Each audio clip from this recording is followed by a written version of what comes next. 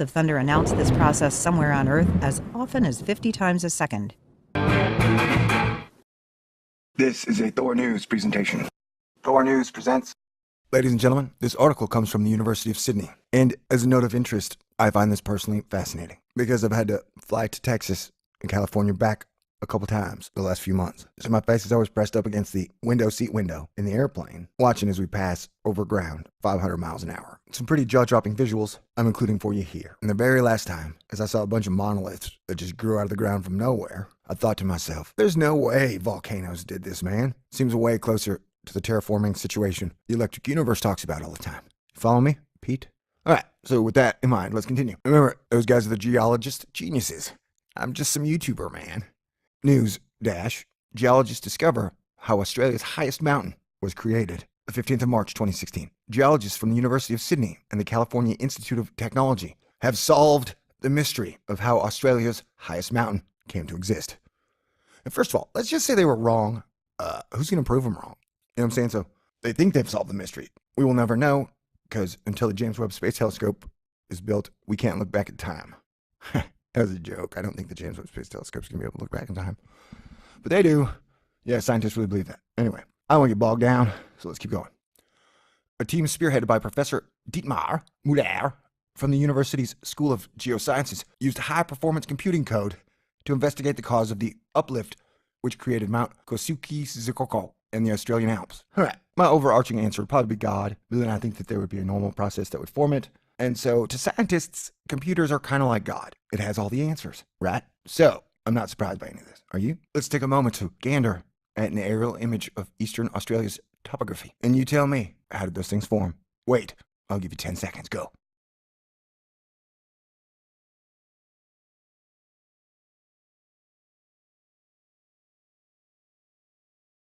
You see, look at those stalactite-looking things. There.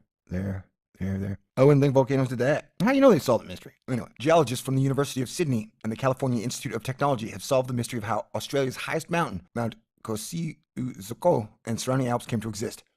Most of the world's mountain belts are the result of two continents colliding, ergo, the Himalayas, or volcanism. That still doesn't explain those stalagmites or stalactites or troglodytes or troglamites. They're just sticking out, man. The mountains of Australia's eastern highlands, stretching from northeastern Queensland to western Victoria, are an exception. Until now, no one knew how they'd formed. A research team spearheaded from Professor Dietmar Müller from the University School of Geosciences used high-performance computing code to investigate the cause of the uplift which created the mountain range. The team found the answer in the mountain's unusually strong gravity field. Whoa. The gravity field led us to suspect the region might be pushed up from below.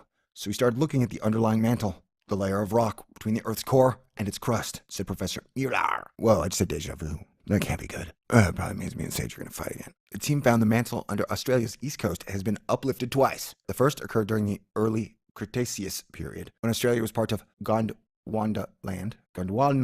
What? Over Earth's lifespan, or geological time, the large, solid mantle has continuously been stirred by old, cold tectonic plate sections sinking into the deep mantle under another plate. This process, called subduction, do you want me to subduct you, baby, was occurring during the early Cretaceous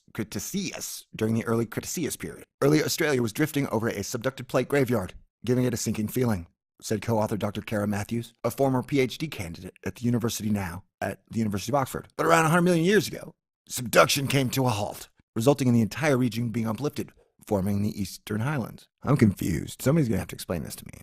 Oh, also let me say that I also believe that the sun sends energy into our planet through the poles, it makes it to the core, transferring it to plasma, and our planet slowly grows. That's a Thor News theory. You can make fun of it all you want. I'm sticking to it. But we don't know. Except these guys know, although their answer is confusing me. The next 50 million years was a time of relative inactivity. That's wonderful. Then about 50 million years ago, Australia's separation from Antarctica accelerated, and it started moving north to northeast, gradually taking it closer to a vast mantle upwelling called the South Pacific Superswell. Wow. Well, that sounds super swell, said co-author Dr. Nicholas Flement. This provided a second upward push to the Eastern Highlands as they gradually rode over the edge of the superswell. Professor Müller said the two-phase uplift suggested by supercomputer models is supported by geological features from rivers in the snow mountains, where river incision occurred in two distinct phases. The model we built explains why the iconic Australian Alps exist. and is also a new mechanism for figuring out how some other mountainous regions elsewhere in the world were formed. The team's findings have been published in Earth and Planetary Sciences. So let me go ahead and say congratulations. I think you guys have come up with an excellent guess. But at this point, I think that's all it is. I think my stuff is guesses, and I think the people are watching, your shit's guesses. Nobody knows what happened 500 years ago. Science like to say it does, but science says a lot of shit, man. And I don't know if you know that science is like some giant body, so that if like one guy has a theory and it's wrong, science isn't wrong, it's just that guy that's wrong. But if one guy has a theory and that theory is right, then science is right. See how that works? It's a lot like the Catholic Church. It's a great note to end on. Anyway, peace out. God bless everybody. And I'm not anti-science. I'm anti-bullshit. Unless that bullshit is funny. Then it's kind of okay. Peace out. Talk to you soon. Thor News is the record holder for Stellar Cool. Claps of thunder announce this process somewhere on Earth as often as 50 times a second. This is a Thor News presentation. Thor News presents. Ladies and gentlemen, this article comes from the University of Sydney. And as a note of interest, I find this personally fascinating because I've had to fly to Texas and California back a couple times the last few months. So my face is always pressed up against the window seat window in the airplane, watching as we pass over ground 500 miles an hour. Some pretty jaw-dropping visuals I'm including for you here. And the very last time, as I saw a bunch of monoliths that just grew out of the ground from nowhere, I thought to myself, there's no way volcanoes did this, man. Seems way closer to the terraforming situation the electric universe talks about all the time.